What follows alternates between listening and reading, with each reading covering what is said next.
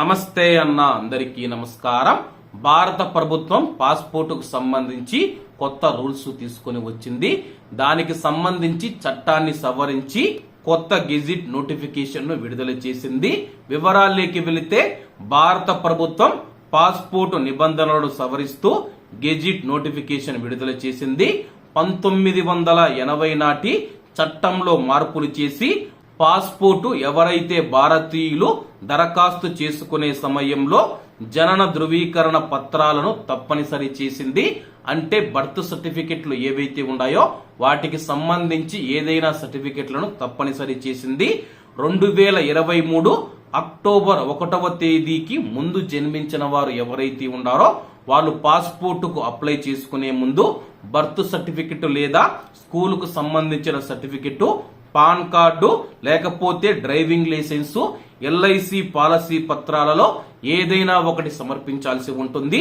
2023 October 1 తర్వాత జన్మించిన వారు ఎవరైతే ఉన్నారో కేవలం మున్సిపల్ కార్పొరేషన్ లేదా గ్రామ సచివాలయాలు కానీ వార్డు సచివాలయాలు కానీ లేకపోతే సంబంధిత అధికారులు ఎవరైతే ఉన్నారో వాళ్ళు జారీ చేసిన బర్త్ సర్టిఫికెట్లు ఏవైతే ఉన్నాయో అవి మాత్రం తప్పనిసరిగా సమర్పించాల్సి ఉంటుంది. వాటిని మాత్రమే స్వీకరిస్తామని చెప్పేసి అధికారులు తెలుపుతూ ఉన్నారు. దీంతో పాస్పోర్ట్ ప్రక్రియ ప్రారంభమవుతూ ఉందని చెప్పి అధికారులు తెలియజేశారు. అలాగే మరికొన్ని కొత్త నిబంధనలు కూడా భారత ప్రభుత్వం తీసుకుని వచ్చింది.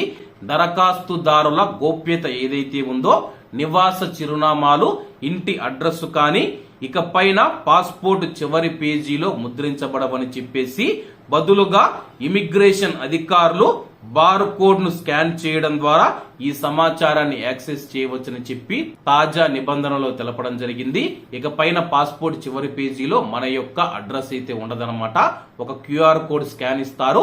ఇమిగ్రేషన్ అధికారులు మన ఎయిర్పోర్ట్ కు వెళ్లిన తర్వాత ఆ యొక్క పాస్పోర్ట్ లో ఉన్న క్యూఆర్ కోడ్ స్కాన్ చేసి మన యొక్క అడ్రస్ అయితే వారు తెలుసుకోవచ్చు. అలాగే వివిధ వర్గాల పాస్పోర్ట్ హోల్డర్స్ మధ్య తేడాను గుర్తించడానికి కొత్త రంగు గల పాస్పోర్ట్లను తీసుకొని వస్తూ ఉన్నారు. అలాగే దౌత్యపరమైన పాస్పోర్ట్ హోల్డర్లు ఎరుపు రంగు పాస్పోర్ట్లు అందుకుంటారని చెప్పేసి ప్రభుత్వ అధికారులకు తెల్లని పాస్పోర్ట్లు జారీ చేయబడతాయి. సాధారణ భారతీయ పౌరులందరికీ నీలం రంగు పాస్పోర్ట్లు జారీ చేస్తారు. ఇప్పుడు మనం ఏ పాస్పోర్ట్లు అయితే తీసుకుంటూ ఉన్నామో ఆ యొక్క పాస్పోర్ట్లు మాత్రమే జారీ చేస్తామని చెప్పేసి అధికారులు తెలియజేశారు. అలాగే ఒంటరి తల్లిదండ్రులు లేదా విడిపోయిన కుటుంబాల పిల్లలకు మద్దతు ఇచ్చే చర్యలో భాగంగా పాస్పోర్ట్ చివరి పేజీలో తల్లిదండ్రుల పేర్లు కూడా ముద్రించబడమని చెప్పేసి చాలా మంది ఇటీవల కాలంలో మనం చూసుకుంటే తల్లిదండ్రులు విడిపోతూ ఉన్నారు. తల్లి దగ్గర లేకపోతే తండ్రి దగ్గర అయితే పిల్లలు పెరుగుతూ ఉన్నారు. ఈ నేపథ్యంలో పాస్పోర్ట్ చివరి పేజీలో తల్లిదండ్రుల పేర్లు కూడా తీసివేయబడతాయని చెప్పేసి అధికారులు తెలుపుతూ ఉన్నారు. ఈ మార్పులు పాస్పోర్ట్ నిబంధనలను ఆధునీకరించడానికి, సామర్థ్యాన్ని మెరుగుపరచడానికి మరియు భారతీయ పౌరులు అభివృద్ధి చెందుతూ ఉన్న అవసరాలను తీర్చడానికి ప్రభుత్వం చేస్తూ ఉన్న ప్రయత్నాలలో ఒక భాగమని చెప్పేసి కొత్త నియమాలు దరఖాస్తులందరికీ ఎక్కువ గోప్యత మరియు వారి యొక్క భద్రతను నిర్ధారిస్తూ దరఖాస్తు ప్రక్రియను సులభతరం చేయడం లక్ష్యంగా పెట్టుకున్నామని చెప్పేసి భారత ప్రభుత్వం తెలుపుతూ ఉంది.